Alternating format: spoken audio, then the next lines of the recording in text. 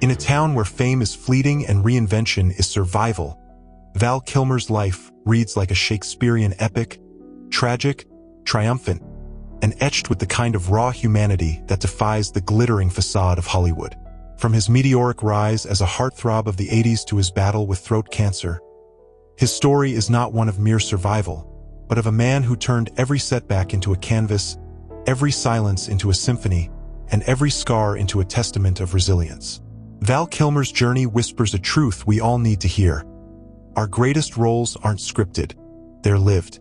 Born on December 31st, 1959, in Los Angeles, Val Edward Kilmer was the middle child of a real estate developer and a homemaker. His childhood was marked by both privilege and profound loss. At 17, his younger brother Wesley drowned in a tragic accident, a grief that would shadow Val for decades. "Losing Wes taught me that life isn't guaranteed," he later wrote. "It made me fearless in a way, like I had to live enough for both of us." That fearlessness led him to Juilliard at 17, the youngest student ever admitted to the drama division at the time. There, he honed a craft that would become his lifeline, studying Stanislavski's method and Shakespeare with a fervor that bordered on obsession. Kilmer's early career burned bright and eclectic. He rejected the safe path, choosing roles that mirrored his own complexity. In 1984, he starred in the absurdist comedy Top Secret, a film that demanded physical comedy, musical talent, and linguistic gymnastics, all while parodying Cold War espionage. Critics called it chaotic genius, a label that would cling to Kilmer himself. 2 years later, he became a household name as Iceman in Top Gun, 1986, the slick rival to Tom Cruise's Maverick.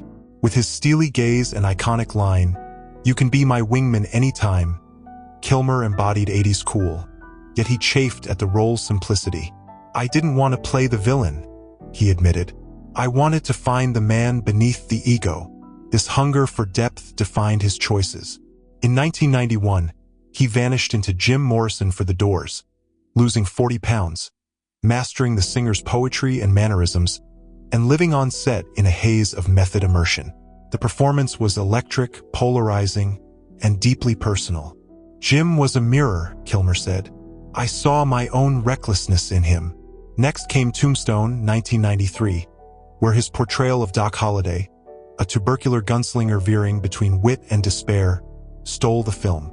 Kilmer's Holliday wasn't just a character. He was a requiem for every flawed soul fighting to leave a mark. Critics hailed it as one of the greatest supporting performances in Western history, but Kilmer, ever restless, had already moved on. In 1995, he donned the cape and cowl as Batman in Batman Forever, a role that epitomized Hollywood's clash between art and commerce. Kilmer clashed with director Joel Schumacher, later calling the experience soulless. Yet even here, his commitment flickered. He insisted on performing his own stunts, including a harrowing freefall from a skyscraper. The film grossed $336 million, but Kilmer walked it away, later turning down $11 million to reprise the role. "I'd rather play a part that haunts me than one that pays me," he said. The late 90s and 2000s saw Kilmer zigzagging between indie passion projects and blockbuster paychecks. He voiced Moses in The Prince of Egypt, 1998, a role that tapped into his spiritual curiosity, and played a washed-up porn star in The Salton Sea, 2002. A performance so raw it left audiences unnerved. But as his career waxed and waned, so did his personal life. 2 marriages ended in divorce, and his reputation as difficult grew, a label he rejected. "I'm not difficult," he countered. "I just care too much." Then, in 2015, the unthinkable, Kilmer was diagnosed with throat cancer. 2 tracheotomies and rounds of chemotherapy left him with a raspy whisper where his booming baritone once lived. For an actor whose voice had been his instrument, it was a crucifixion. Yet Kilmer refused to fade. He turned to painting, creating vivid, almost feverish canvases that channeled his pain. He wrote I'm Your Huckleberry, 2020, a memoir that laid bare his triumphs, regrets, and unshakable faith. And through technology, he reclaimed his voice, literally.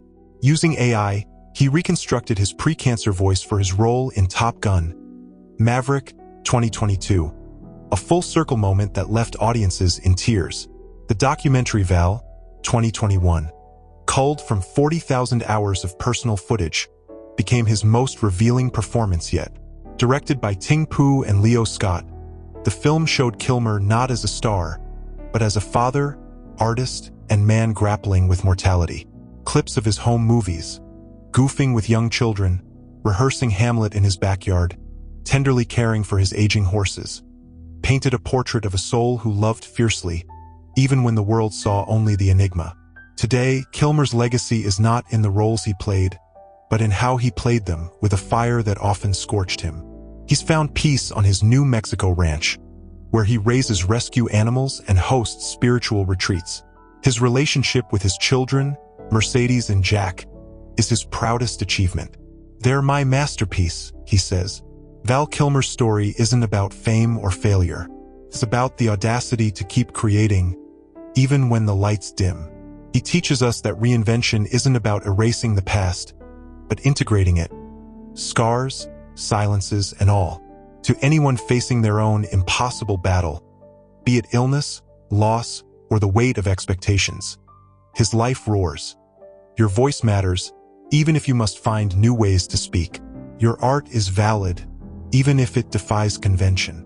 And your greatest role isn't written yet. In the end, Kilmer's journey mirrors his favorite Shakespearean line, spoken by Prospero in The Tempest. "We are such stuff as dreams are made on, and our little life is rounded with a sleep." But Val Kilmer is wide awake, still dreaming, still fighting, still proving that even a phoenix can sing while it burns.